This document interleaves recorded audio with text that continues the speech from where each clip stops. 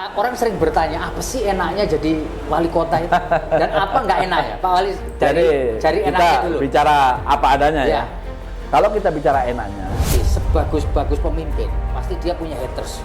Terutama di sosial media ya. Ya kan? Pak Wali sering melihat sosial media nggak? jadi begini, haters yang saya hadapi Ya. itu penyemangat saya. Oh gitu. Karena apa?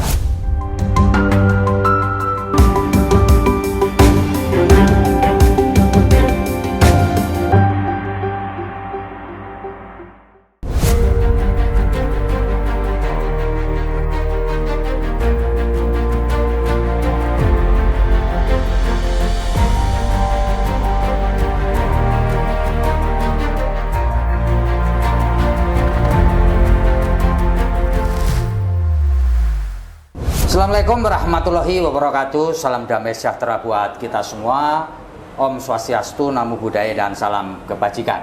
Bertemu lagi dengan saya, Feby Mahendra Putra, Direktur Pemberitaan Tribun Network. Kali ini saya berada di Kota Probolinggo, Jawa Timur. Dan bersama saya sudah hadir Pak Wali Kota Probolinggo, Bapak Habib Hadi Zainal Abidin. Kita akan ngobrol seputar Kota Probolinggo, dan kebiasaan beliau adalah berkeliling dari satu kelurahan ke kelurahan lain. Dan kebetulan kita sekarang ini berada di kantor kelurahan ini, nggak ada AC-nya, ya. Jadi kayak di spa nggak apa-apa, tapi inilah naturalnya. Pak Wali, assalamualaikum.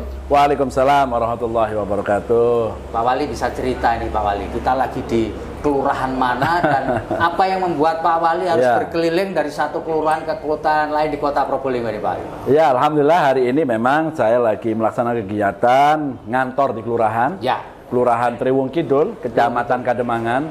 Tentunya ini suatu hal yang harus saya lakukan sehingga saya mengerti apa yang menjadi tantangan dan kendala sebelum saya mendengarkan keluhan dari masyarakat terhadap apa yang seharusnya kelurahan dilaksanakan.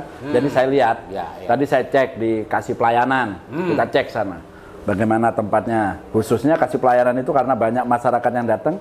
Ada AC-nya enggak? Ada di sana. Kalau sini ada AC-nya. Jadi kita lihat sana, saya tanyakan. Kalau ada yang mengurus surat-surat, paling lama berapa menit? Semua sudah sesuai dengan apa yang menjadi harapan kita. Sehingga saya ingin melihat kepastian pelaksanaan di bawah ini betul-betul berjalan. Selain itu juga, kami juga cek ada rumah RJ, restorasi justif, yang dilaksanakan oleh Polri. Kita lihat di sana. Kita tanyakan bagaimana, jadi semua berjalan lancar. Sebelah sana juga ada Poli KIA dan lain-lainnya pelayanan kesehatan, juga kita cek.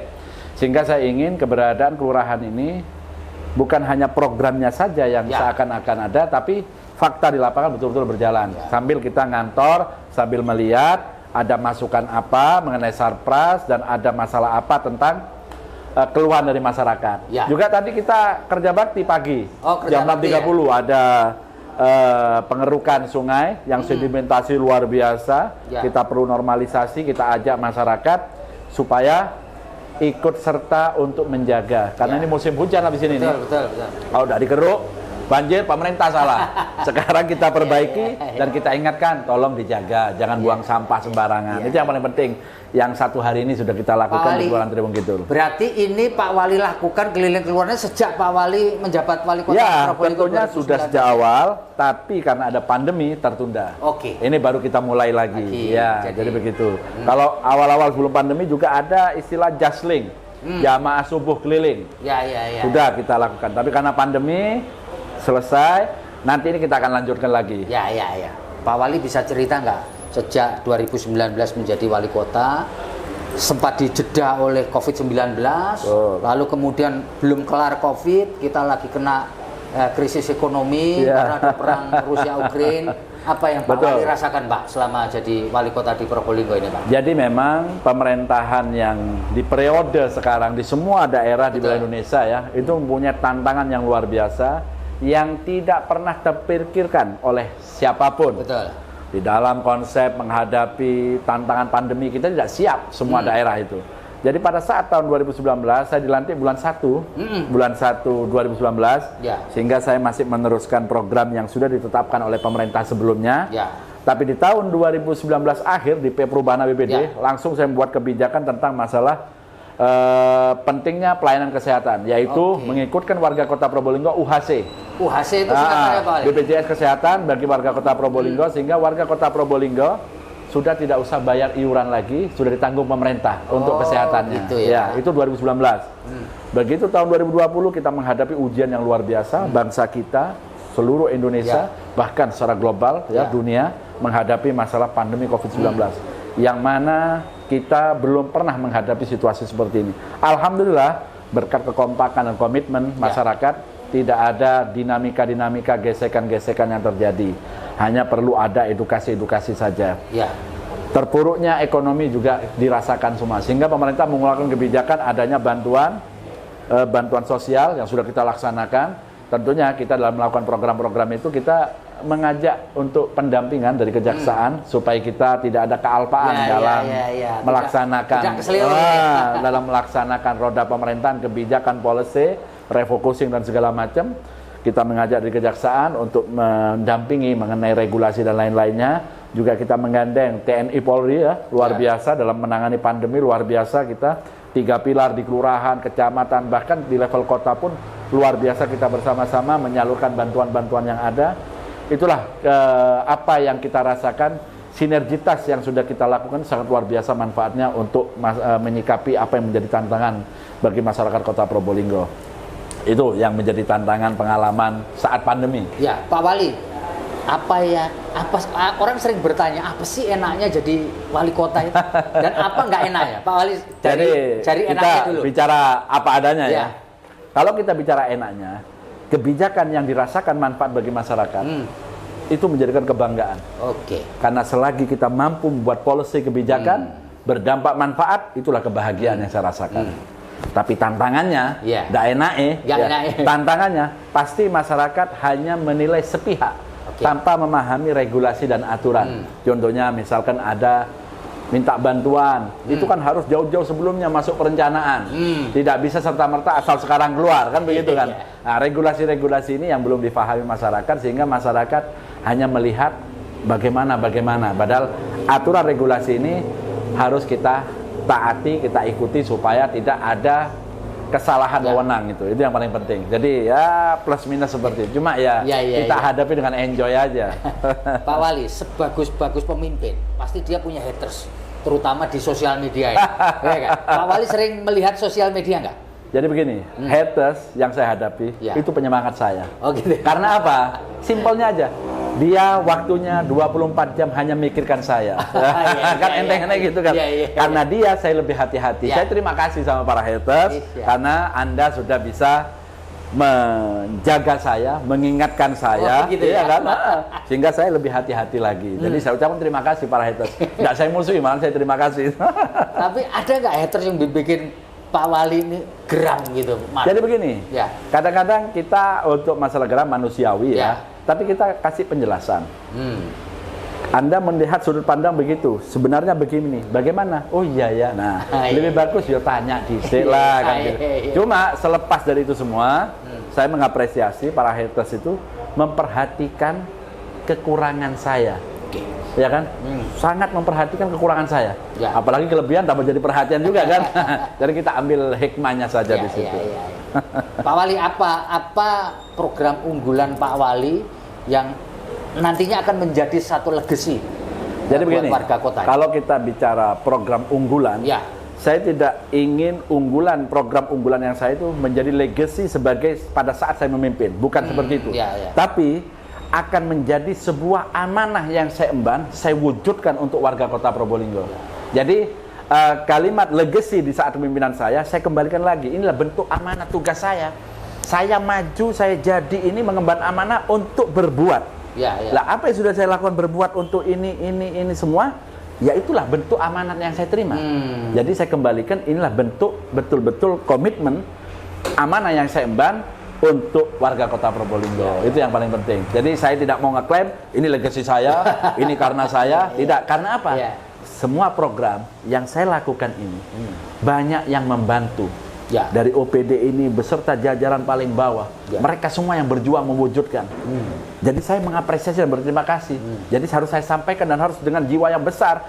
Legacy keberhasilan saya ini bukan karena saya saja, banyak di belakang saya yang membantu. Karena mereka lah semua terwujud.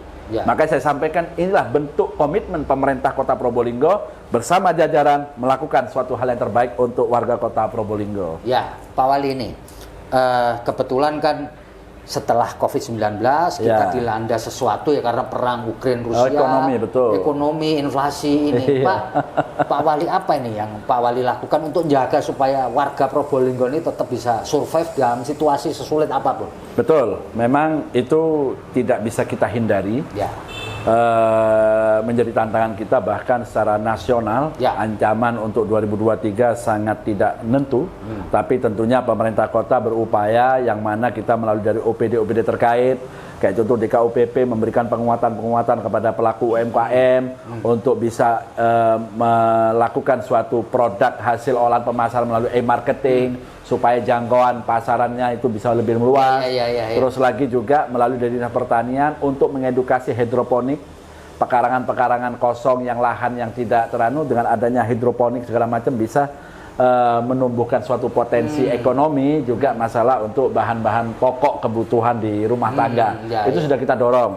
Juga ada juga di kita adanya untuk kolega, yaitu satu keluarga ada untuk bibit ikan lele. Oh, satu terus keluarga ada ikan ini lele. kita rencanakan seperti semua karena ini selaras dengan harapan pemerintah pusat untuk penguatan ekonomi khususnya untuk kebutuhan pokok. Karena ke depan dengan adanya perang yang terjadi di luar, imbas ekonomi sangat luar biasa. Tapi saya yakin warga Indonesia sangat luar biasa, mempunyai kemampuan untuk bidang ekonomi dalam arti pangan dan lain-lainnya, karena tanah di Indonesia subur ya, sangat mudah, sehingga kita terus mendorong dari pemerintah untuk mengedukasi adanya hidroponik, tanaman-tanaman cabai, tomat dengan polybag yang ada. Polybag ya. Kita dorong pekarangan-pekarangan yang selama ini tidak terawat, tidak terurus, bisa diisi itu. Bisa untuk kebutuhan sehari-hari, bisa untuk dijual. Sehingga tidak perlu lahan sawah lebar seperti itu. Itu dorongan-dorongan yang harus kita lakukan. Kemarin Pak Wali hadir di pertemuan di Jakarta bersama seluruh kepala daerah. Iya betul, yang ada di Jakarta itu di JCC. Di JCC. Pak Wali melihat pesan presiden itu kemudian dikumpulkan dengan kepala daerah yang lain, itu apa yang bisa diambil?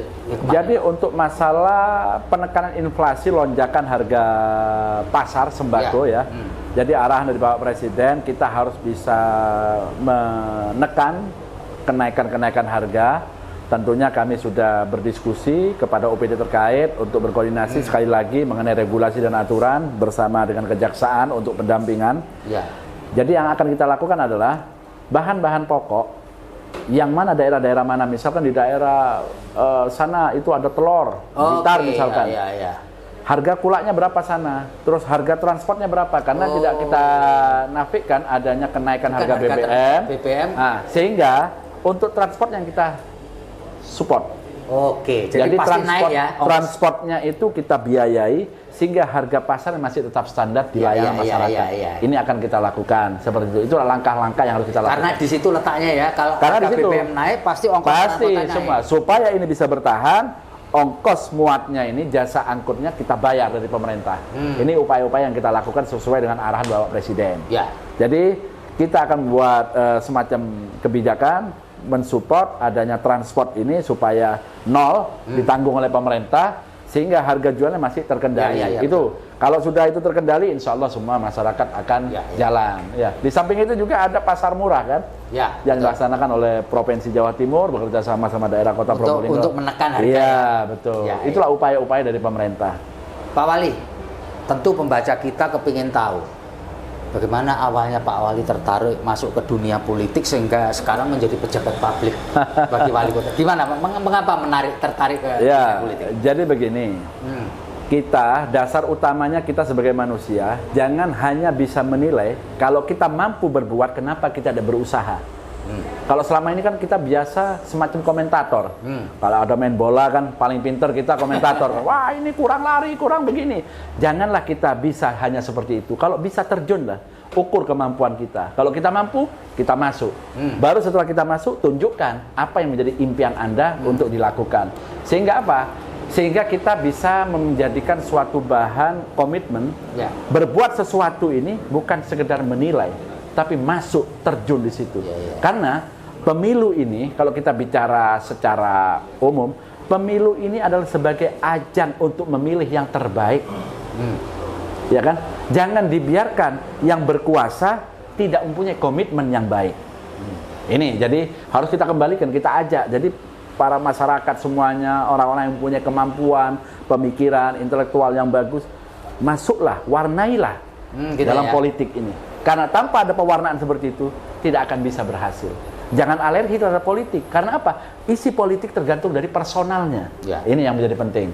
Kalau kita hanya menilai politik kotor, terus kita biarkan saja, wah ini fatal ini kayak gitu. Iya. Saya kira itu mungkin. Itu ya, motifnya membuat motifnya itu. seperti itu. Sehingga Tapi, saya tertarik untuk terus terjun berjuang. Pak Habib, tapi masuknya lewat Dewan Perwakilan Rakyat daerah dulu. Betul. Saya awal masuk di DPR Provinsi Jawa Timur. Ya. Terus maju lagi di DPR Pusat, Ya. DPR RI. Terus kita banyak dorongan masyarakat untuk maju di daerah. Jadi saya ingin berkhidmat untuk daerah. Ya, Kalau ya, kita ya, mau santai-santai di pusat aja, tapi Ya. kita ingin membuahkan karya yang bermanfaat bagi masyarakat, khususnya tanah kelahiran saya ini. Iya. Ya, jadi balik desa, bangun desa. Nah, itu harus itu. Sehingga kita ingin menunjukkan dari latar belakang apapun, asal punya komitmen yang terbaik, insya Allah akan jadi yang terbaik. Saya kira itu. Iya, baik. Terima kasih Pak Wali Kota Probolinggo sudah menyatakan apa-apa saja yang telah beliau kerjakan, dan semoga sampai beliau nanti pada saatnya mengakhiri tugasnya akan dapat melaksanakan apa yang menjadi program-program beliau. Demikian, saya Feby Mahendra Putra, Direktur Pemberitaan Tribun Network, pamit undur diri. Terima kasih telah mengikuti obrolan saya dengan Wali Kota Probolinggo. Assalamualaikum warahmatullahi wabarakatuh.